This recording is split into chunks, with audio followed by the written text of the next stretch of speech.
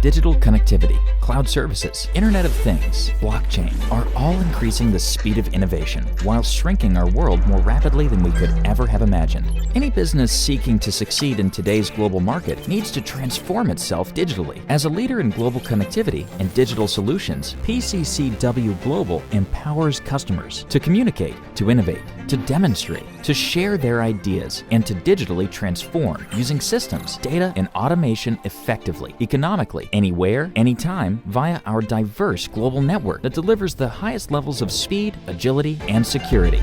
Our customers' day-to-day business success is essential, which is why they rely on and trust PCCW Global to deliver advanced mission-critical communication solutions and the latest digital services.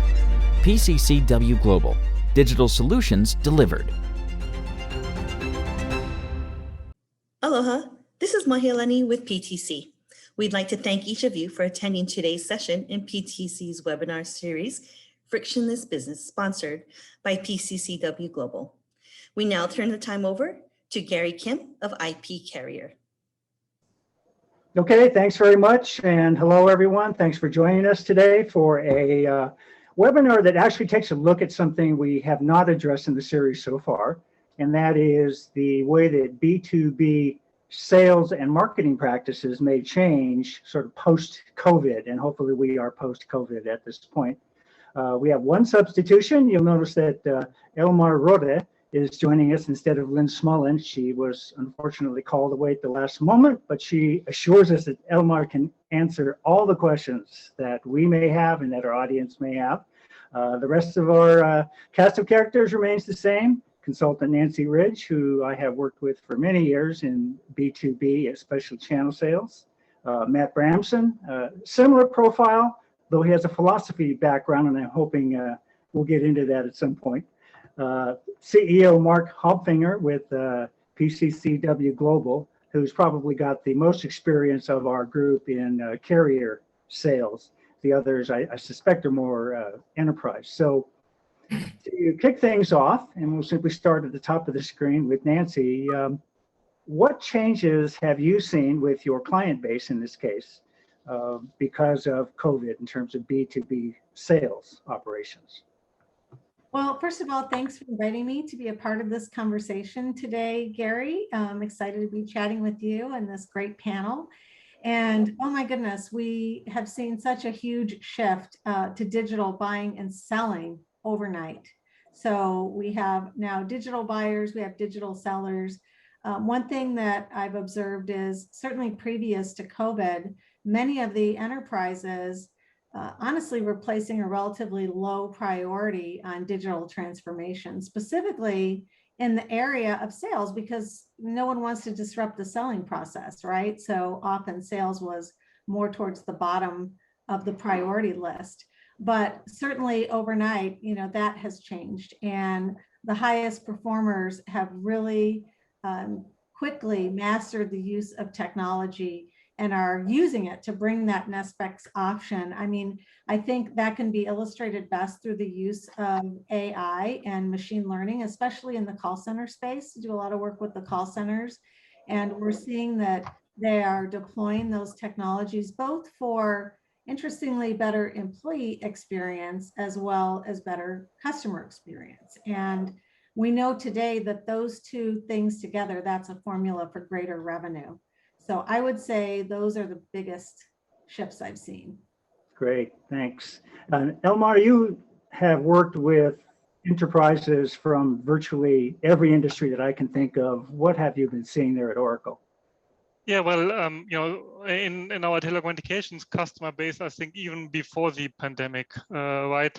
You know, typically buyers have made up their mind by 60% before even contacting a CSP, right? And you know, first data points actually show that, you know, this percentage has increased as part of the pandemic. I think there's definitely, I think what Nancy already said, right? There is a push towards digital. There's also a push to, you know, more virtual kind of sellings. And I think what we are seeing on top of it is that this is rather the beginning, right? You know, 5G promises to be a big catalyst specifically for the enterprise segment, where we see a lot of new B2B opportunity for the CSPs, and also a very different way of selling. Right? Suddenly we talk about selling partner solutions, selling in an ecosystem, selling across a marketplace. I think we will see a lot of dynamic in this space within the next couple of years. On the digitization side, I think the pandemic has accelerated it. But again, this is just the beginning from what we see. And I think Marc probably agrees with much of what you just said, especially the ecosystem part. Hey, Marc? Well, yeah, I mean, ecosystem is important. I think we have to bear always when Gary, you ask these questions and then you got to sort of unpack them and break down. That's what I like about your approach. But in this situation, I think what we're talking about in B2B, we need to stratify. First of all, what products are we selling? Second, to whom? And third, under what conditions? And I think Nancy hit clearly on the fact that pandemic has accelerated digital sales, digital procurement, and Emma was explaining the complexity of the customers. But from my perch, what we've done both at PCCW Global and our let's call it innovative brand, and some might call it disruptive brand, Console Connect, is to take the old style managed services and begin to deliver those on an automated basis. And that really brings into focus the question. Salespeople that you're talking about before, they don't want to have their commissions impacted by us guys in the back end delivering technology to the end user on an automated basis. And so there's a lot of questions that we need to be answering inside our own organizations, how to create the right type of organization to address technological disruption, innovation, and how do we encourage efficiencies? And at what point do the sales force become less salesmen that help close a deal and more consultants that help facilitate communities to evolve around the technology that's been created? And that's where we are. And that's more about establishing a user journey from the manual process to an automated environment. And I think that's very exciting for us. We're in the process now of identifying internally, what does the user journey look like to go from what we call managed services, but one might say manual services, to automated, right? And how do you go from managed manual to automated with multiple feature sets and get the value so that a customer or a user is engaging on their own with a supplier through the platform that we've created. And these are exciting things. And so happy to unpack some of those messages later, but I think you're right. Technology is changing B2B for the future. It's causing behavioral change with the consumer, behavioral change with the supplier. Ergo, we have to get to behavioral change inside our organizations. That means organizational change as well. But I think we always have to keep the primary customer at the forefront of the thought process. And we have to make sure that we're not forgetting the old customers and just focusing on the new ones as we go to this digital world. And that's why I say it's really important to focus on that user journey.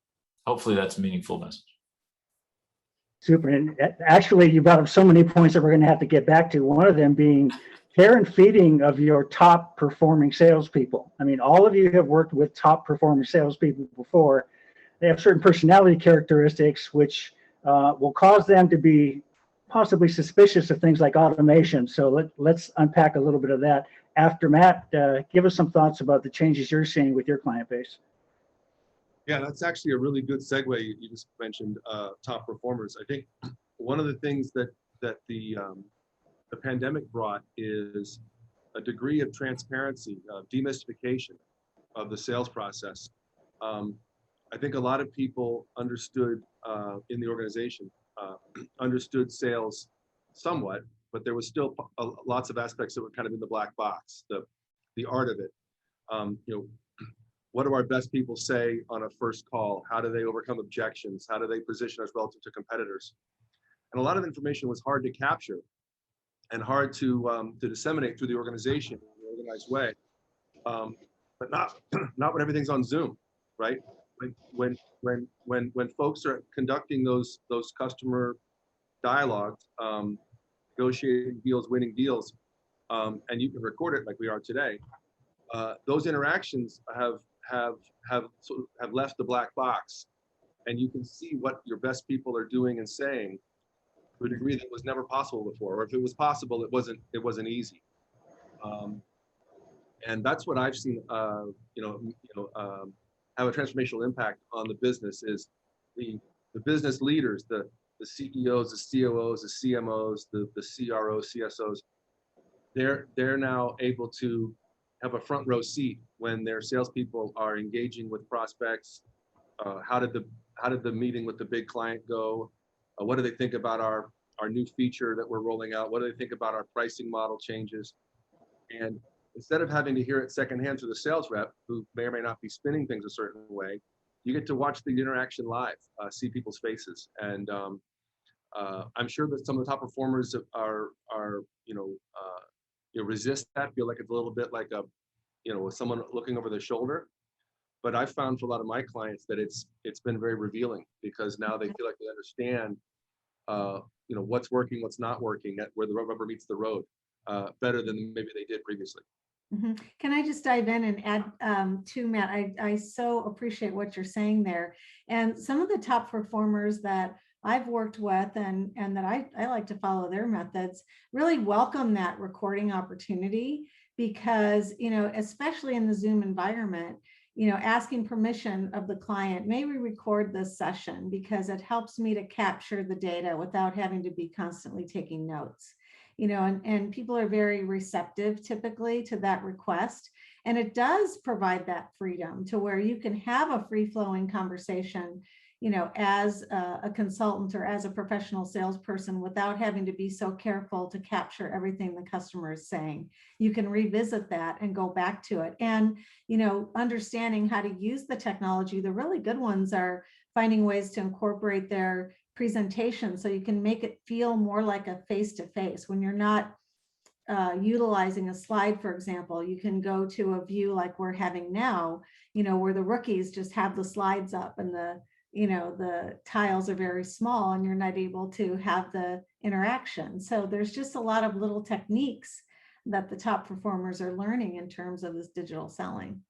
Yeah, I had a client actually that, I'm not sure he was joking, but he made the comment that, when we go back to normal, do you think I can get my sales reps to wear body cams?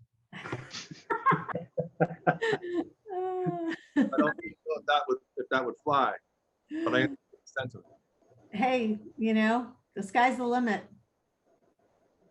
That this technology angle, though, really should be important at the margin, and with your top salespeople, at the margin is always important. Most salespeople who are really good are people.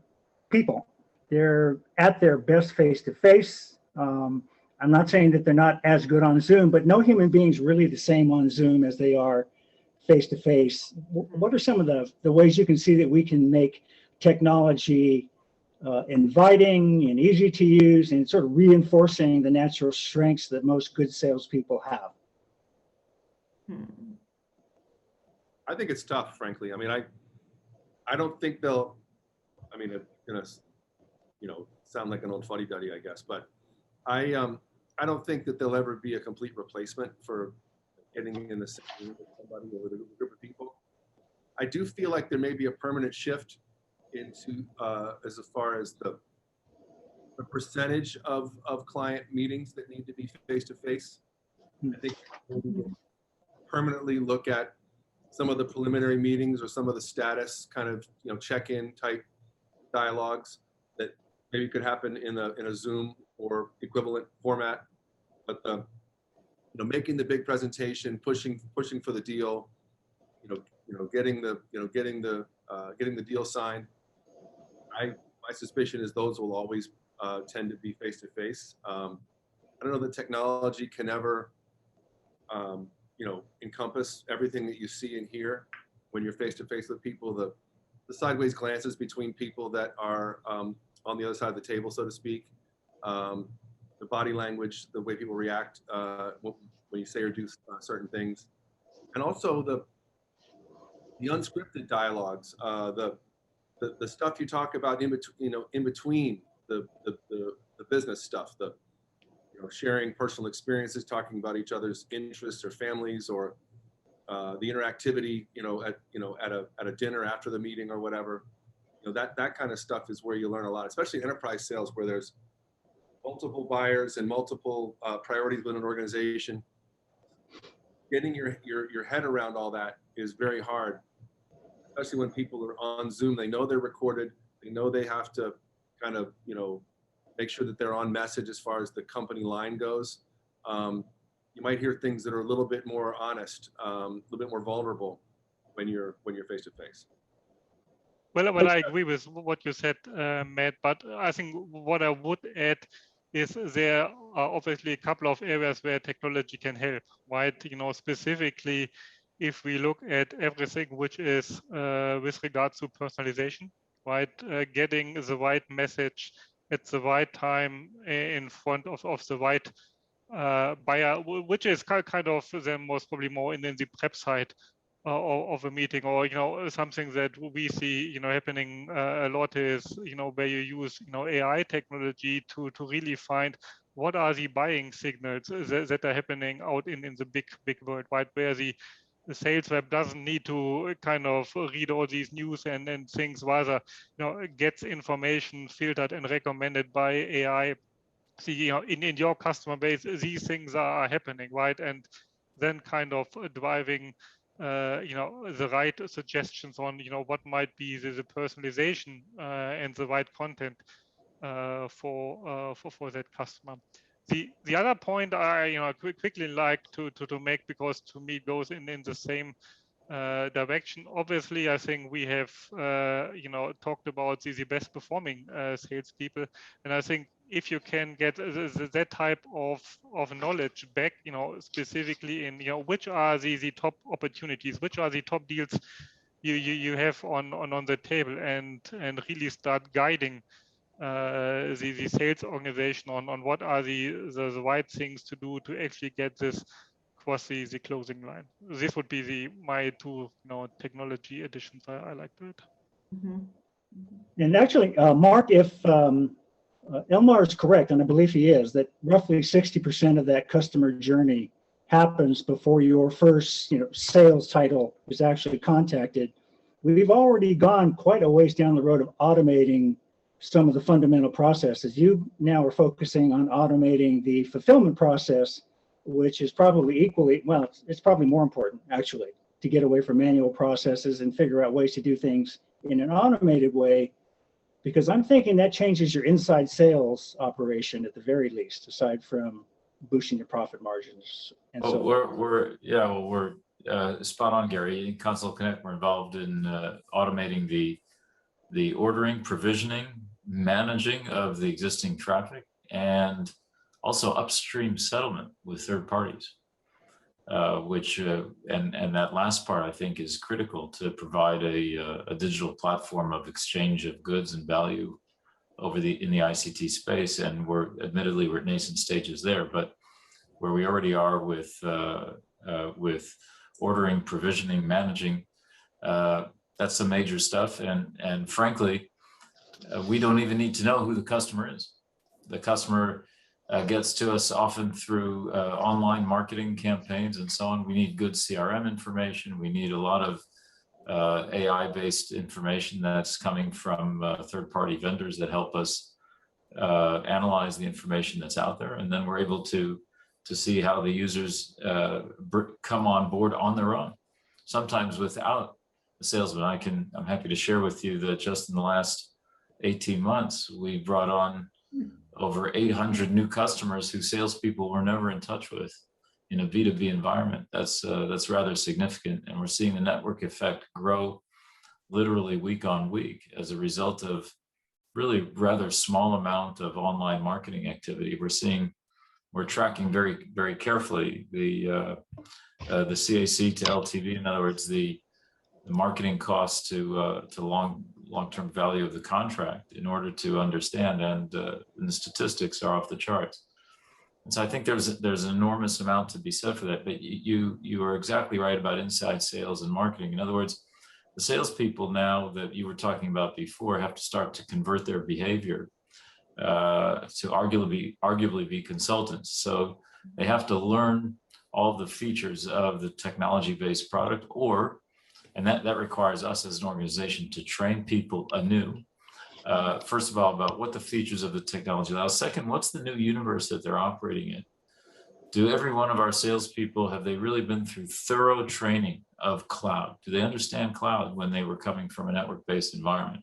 So we're heavily engaged in training people from the get-go, because we don't want to lose that quality that you alluded to before, which is that excellent salesperson. And then what we're doing, oh, sorry, Gary, I can't hear you. Gary, you're muted. Gary, you're muted. Artificial intelligence. And I paused for a moment and then sort of recovered myself and said, well, at the risk of frightening you to death, how much of the consultative function and the value that your people in the field are now providing is susceptible to being routinized and turned into an algorithm? And the truth is, if you think about it, lots of the it's not so-called value, it's real value that sales people in the field have provided is really algorithmic in nature. How do you compare this choice versus the other choice? What is the range of suppliers? What are their strengths and weaknesses? How does cost benefit work out for you in small volume versus medium volume versus long term? And what Marc is suggesting is we may see some really revolutionary changes coming in that regard. Mm-hmm, mm-hmm. I'll just hasten to say that getting all that algorithmic value costs money. Only guys like Oracle can afford it, right? So, but I do think that that's where things are headed to some extent. But in the meantime, what we're doing is we're trying to bridge technology with people, making sure that we don't use the tried and tested old school tactics of sales and not just dinners with the guys that make it. One thing I'll say quickly about technology is that and this will perhaps play into to Elmar's comment before about buyers coming to the table already having decided. Decision-making timelines are much shorter than they used to be. And so if you're not coming equipped to provide a decision already with good technology, good features, there's not much there to do. So when a salesperson knocks on the door, they have to be ready to immediately jump in and explain what the technology is about, and they need to be able to demonstrate it right there on the spot. And if they're not able to do it, then they best knock on the door with someone to their side that does. Mm-hmm. And that's why we're investing in training. We're investing in matching people with good relationships to assure that they have people with them with good knowledge skill sets and to make sure that they work as teams. But importantly, we want to equip the end user themselves to automatically buy on the platform themselves, to grow the features themselves, and for them to be the biggest salespeople of what we do more than our own salespeople. Will that undermine the sales guys? Only those who aren't willing to take a look at how to convert themselves over time to become consultants to the community of interest. If we had a user that was selling to a salesperson selling to a car manufacturer, now that salesperson has to look at how do you try and capture the automotive community? And that's a different storyline. And hopefully we're going to be able to make the change step by step. If I can make one comment, well, I think so far we mainly talked about from an inside-out perspective, right? How can a CSP, improve sales? What has happened? I think we also quickly needed to look at it from an inside-out perspective, right? On the customer or the buyer itself. I think what we have seen really growing in the past is that even B2B buyers, they demand a consumer-like experience, right? The same way how you do shopping, on all the well-known marketplaces and online stores, right? This is the kind of buying behavior that people start to expect, right? So starting buying something online, specifically now with new buyer generations actually coming into the right positions, isn't an issue, right? We even see that, doing simple transactions with a chatbot is perfectly accepted, right? And I think this is something we need to take into account, that there is also quite a shift from experience expectation that we see on the buying side.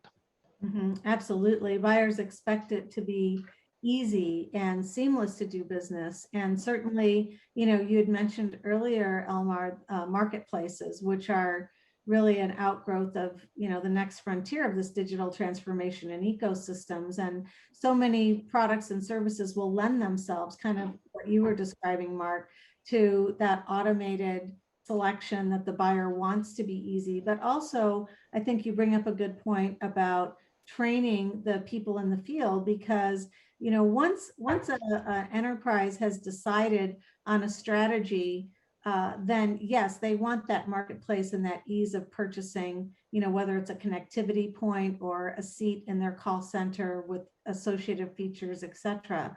But oftentimes on the front end, they're still seeking to fulfill a strategy, figure out what technology to use to get to the business outcome that they're looking for. So those initial designs, I think, still require that expertise and interface, with the individuals who know those products and services. And hopefully they're aligned through ecosystems so they can bring, the resources along with them to have those discussions. And also, I think enterprises and buyers still want those referrals. Like, we still trust the people that we do business with. And so it's important to build those strategic alliances, between the organizations, because buyers are still reaching out to others that they respect and that they know, whether it's, a hired consultant like an Accenture, or maybe it's a TEM like Tango or something along those lines, to get, a recommendation. So I think that alliances are playing a huge part in all of this as well, because people still want to work with those they trust. I would actually take that just a little bit further, Nancy. I think there's a conceit that we as business people make all of our buying decisions rationally, and that it's just a matter of putting together the most impressive grid of product, price, and support. But it's not the case, right? Like you said, we're loyal to references that they're impressed by. They're loyal to brands for reasons that aren't entirely rational. They favor certain pricing models, even though those models really don't have any bearing on what the bottom line cost or ROI is. They like certain business processes. They want to connect in certain ways that are amenable to their business operation. There are a lot of things that aren't entirely rational, and so I think that to me is the enduring role of humans in the sales process, is navigating the irrationality. I guess you could at some point train an algorithm to be irrational, human, but there still would, I think, be something lost in really understanding that this guy is just very he's leaning very hard to this other company, even though we have him beat in every way that we should need to.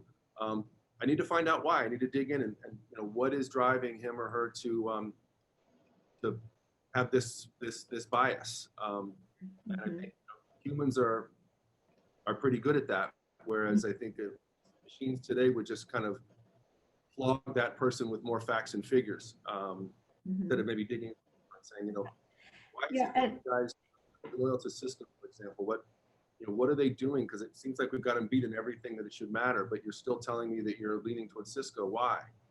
Help me understand.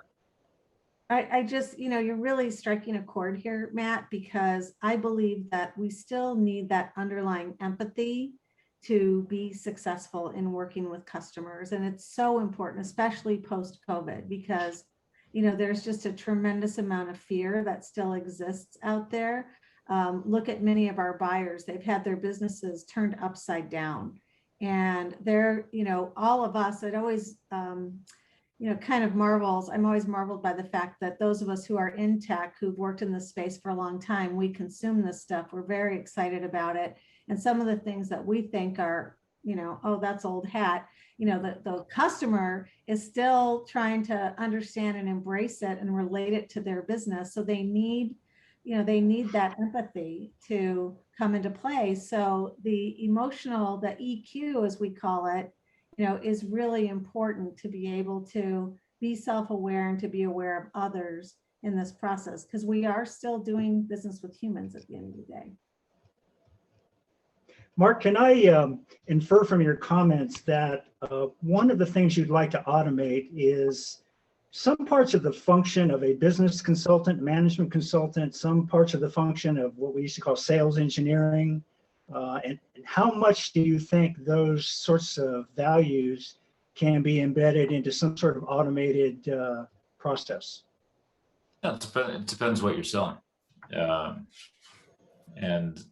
I think that what we're seeing is technological innovation, entrepreneurship being funded by low cost of capital globally to introduce technology into every component of our daily lives. And first step of technology really is to automate. Sometimes it's to enhance in some way, but the title of this series is Frictionless Business, and the whole notion of frictionless business is ultimately to and I respect Nancy's comments about empathy. I probably agree with her messages, and yet the data coming back at us is that buyers and sellers really want to interact over automated platforms. Matt, I think, rightly said that B2B wants to enjoy a consumer-like experience for sales and procurement on a technology basis, and that really means frictionless and extracting the empathy from it. If we add to that distributed ledger as a component that I think is going to start to take over in our lives, not necessarily for the purpose of cryptocurrencies, but rather for the purpose of facilitating common distributed ledgers for identity, for inventory, and then ultimately for settlement, you're going to discover that those are the key components for automation, and from that everything flows through. At the moment, automation, Gary, I think is to answer directly your question, you're seeing people tackle automation of one component or another. I think Oracle's quite good, for instance, right now in doing CRM type activity, although they're competing with other folks like Salesforce, HubSpot, etc. But that CRM component is getting automations being fed by all sorts of other features. And if you take a look at Oracle's CRM platform today and you compare it to where it was a year ago or 2 years ago, very different. And that's technology. Technology is constantly introducing new features. And unfortunately, the human cycle probably isn't introducing them as quickly. And so I think we have to accept that empathy is going to help the big deals, but transactionally B2B is going to be looking for increased automation in every facet of what's there. And they will turn to the ones that are easiest to use, that will create this feeling of empathy. It is, wow, that was quick, that was great, that was efficient, I didn't need to talk to anyone. That's the empathy the guys are looking for, sorry to say. And then you have to take a look and say, okay, how does that hit procurement practices in organizations? So what's your limit for somebody clicking on a mouse, on a button, or just going like this across the screen and saying, wow, I just procured $10,000 a month, or $100,000 a month, or $1 million a month. What are the limits? That's where you're going to be introducing the manual sector again, when organizations need to be auditing and limiting what's taking place for the procurement cycle. And that's going to be, I think, the nexus between human behavior and organizational, technologically automated behavior. And I don't think that there's an answer there yet, but I do see things starting to come down the pipe in the forms of audit with distributed ledger, at least for inventory. But rules of procurement probably aren't, at least at the board level for public companies, probably haven't caught track with that as quickly as one might ask. Yeah, if I can, add to that, you mentioned about, procurement. I think what we are also seeing, and this is across all industries, not only communications, is that there is actually a shift also on who is buying. As you said, Marc, right? Someone can take the credit card, go to a cloud provider, and procure compute power, right? And within minutes, it's there ready to use, right? And then this is something that we also see, for all kinds of services, that suddenly, the central procurement office might actually not be always in charge of doing these type of buying decisions. You then rather see, a lot of kind of islands, right? Island decisions on certain things that, a department started to buy, use, and kind of create, and then it's kind of going within in the organization, which I think comes back to that consumer-like buying thing, right? If I need something, I buy it. I buy it for me. I buy it now. Here it is. Make the best out of it.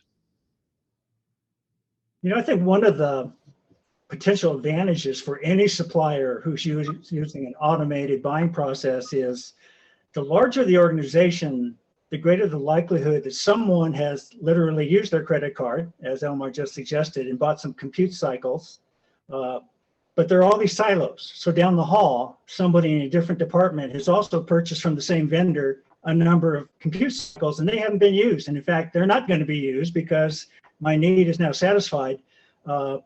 A supplier who's able then to collate all of the purchases from every department from a single enterprise globally might be able to say, oh, by the way, you've got unused compute cycles that you've already paid for. Would you like me to have you use those? You don't have to buy any more capacity. That, I think, is going to be really valuable, or could be valuable. In fact, Gary, I agree. I think that, like I was saying, distributed ledger is going to be able to facilitate perhaps a single source of truth associated with issues associated with identity and inventory, even before you deal with currency-based settlement, whatever that currency is, crypto or other. If you take a look at the value that distributed ledger can deliver for inventory and identity, it'll go directly to providing solutions to the problem set that you just articulated. Could be quite interesting. We've been talking up to this point about buyers of services and goods and sellers of services and goods. We haven't really sort of figured out what do the guys in the C-suite desire in terms of their overall procurement and buying practices. What are the things that they believe they want to happen organizationally, irrespective of what salespeople and buyers may want? Well, I think sorry, Elmar, please go ahead. No, sorry. I think he was probably in a much better position to start. I was just going to give a snap response and say, CEOs are looking for lower costs with more agility. That is, that services are delivered faster at the lowest possible cost. And then they'll look at their demand profile and the KPIs. Are they spending too much on capital or too much on OpEx? And they'll try and correlate those spends appropriately. They'll want to have, on the one hand, distributed buying decisions. At the same time, exactly as you just said before, Gary, they'll want to make sure that there's controls in place in order to make sure that things aren't going haywire and that they're able to report to their audit committees that everything is okay. So all of these, really, they want a perfect storm of all sorts of capabilities that may not at this moment be readily available. But that's what the CEO wants, everything, not necessarily certain they can get it. But then I think if we look at the kind of the C-suite within the communication service providers, I think clearly what we are hearing, seeing, talking to our customers is, the enterprise business or B2B business is seen as the growth potential for telecommunication services, and there is no doubt of that. I think what really is top of mind and discussions is how can a CSP really move up the value chain, right, from connectivity, from pure connectivity to selling an added value, to sell a solution to address a specific KPI of the customer. And I think there are also some decisions to be made, right? Typically the new business will disrupt classical business in a way, right? And I think that is just a decision that needs to be taken. What is the appetite for disruption, and then how radical should the change actually be? Mm-hmm. Yeah, I think, yeah, I would echo some of the things Marc said. I think the C-suite's generally looking for lower cost and higher predictability, right? So if the sales results can be maintained with lower cost and higher predictability, then that's good. I think they are generally. I think we're going to see some companies that are going to try to leverage what we've learned from the pandemic to see to what extent they can continue this sort of simpler, lower cost model. And it's going to be difficult, I think, for some sales organizations to justify, going backwards as far as the old practices. Mm-hmm. Yeah, Drucker just did a pretty extensive survey with a number of CEOs, and one of the top concerns or desires that came out that they were seeking was greater, a greater ability to get clear governance, strategic governance. And I think that plays into, the evolution of ecosystem, as we've got more organizations that are increasingly linking their internal resources and structures and mechanisms. It's pretty dynamic, and it's difficult to put legal frameworks around this kind of stuff. So I think many organizations and leaders are looking at tools to help them measure and protect, their investments, as well as understanding, what they're getting back. To your point, Marc, what's the return on investment for these alliances?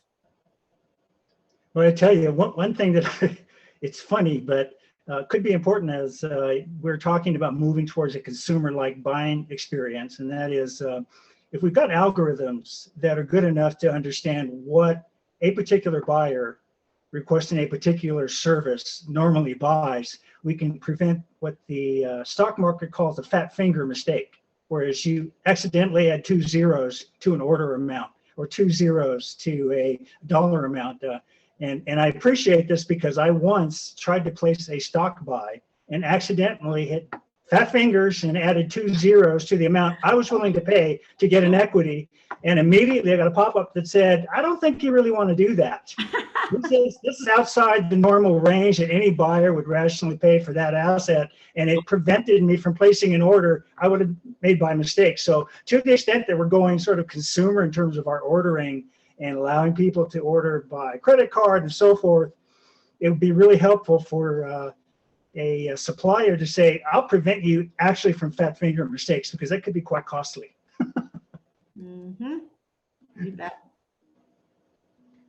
The other thing, Marc, that you mentioned was, the ongoing training. And I think that's a big thing too, is, really that culture of learning and change, that growth mindset, I think is so critical for leaders. Like, they're seeking to not only demonstrate that, but to have their people, feel really open and willing to embrace it as well. I recently talked to a CEO who described trust as a platform was part of his approach internally, that he was really seeking to create an environment internally where people would feel safe to bring new ideas and to iterate on those new ideas, both up and down the ladder within an organization. And we've deployed. We haven't necessarily used that language, but we've deployed the scaled agile framework throughout the organization, SAFE, as a methodology to allow really any colleague to bring forward thoughts and messaging around priorities in terms of development, both in terms of development value streams that we have going through the organization, which are the key pillars of how we develop our technology, and also operational value streams in terms of how we manage our business. And I think that you're right, Nancy, that it's really important to communicate up and down and around the organization as much as possible and to stay alert, because anytime you're talking about the technological shift that Gary's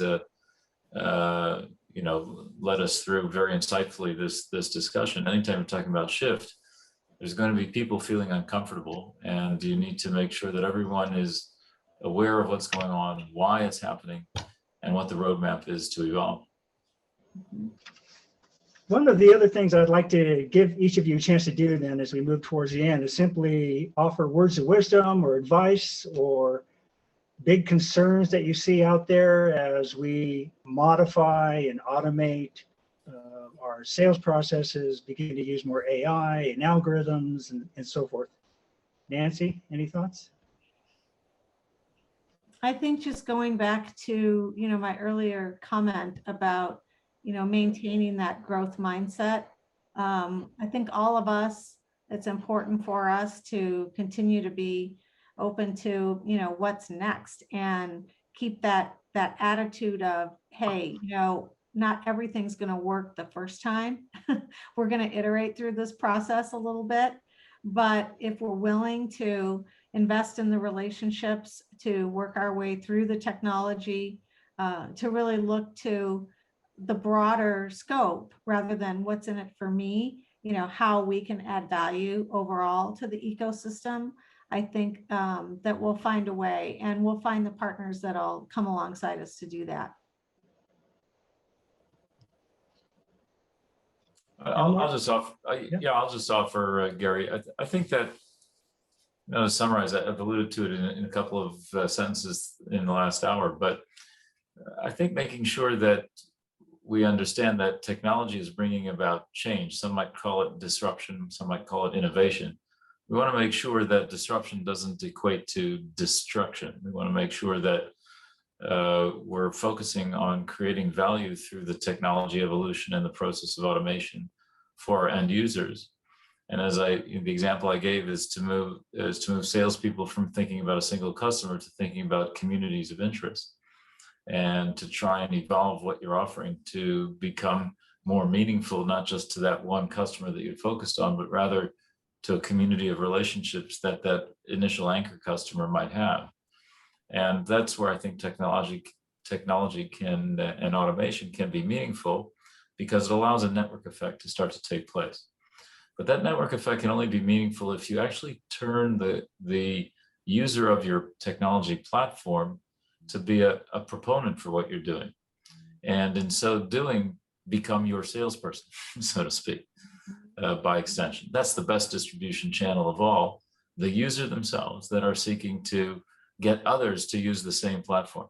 That's what we need to aspire to. In order to get there, we have to really paint an intelligent journey for our own colleagues internally in our organization, including the current sales force. Under no circumstances do we want to lose them. We just want them to be thinking more openly, more creatively, more technologically, and to be even ahead of us in terms of where we want to get and to push the organization to get there.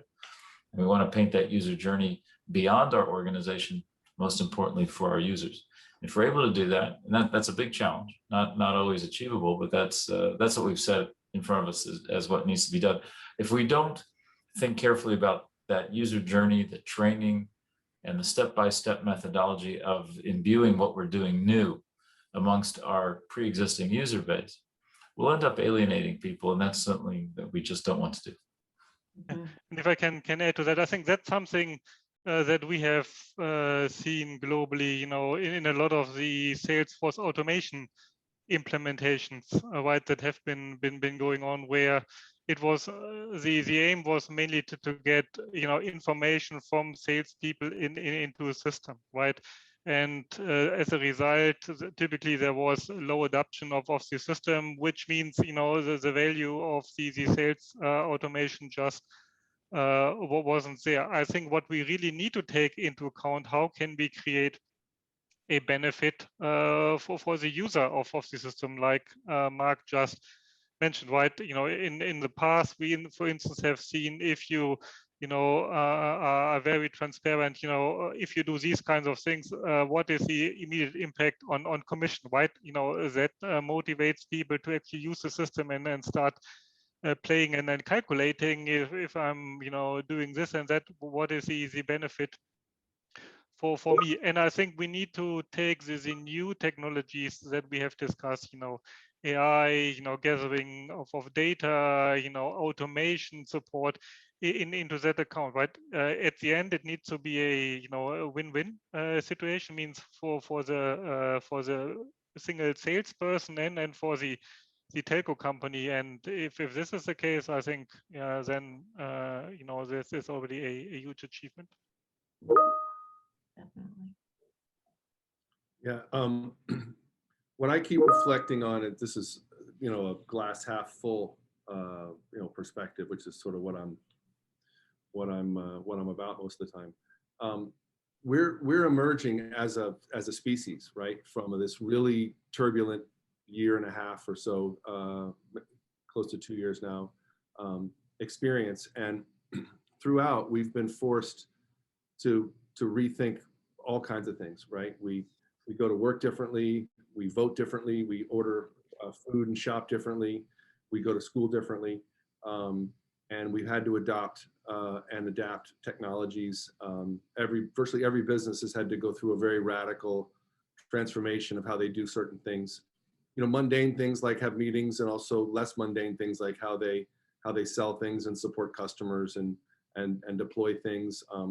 People that are installing services have to wear protective equipment and have different scheduling routines and different levels of confirmation, and sometimes involving medical testing before they go out. And so I'm hopeful that the ripple effect of that will be an opportunity for a lot more innovation and a lot more acceptance on the customer side for that innovation. People will, our muscles to adapt to disruption have been exercised now in a way that they haven't for a long time.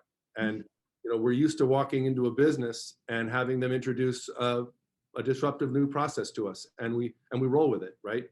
I got to stand here. I got to do this. I got to make sure I have this piece of paper before I arrive. I got to make sure I've responded to this or that text message.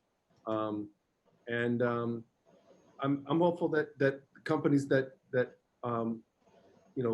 have maybe seen opportunities in the past that to improve their experience or lower their cost, but maybe have been resistant to it because they didn't want to upset the apple cart.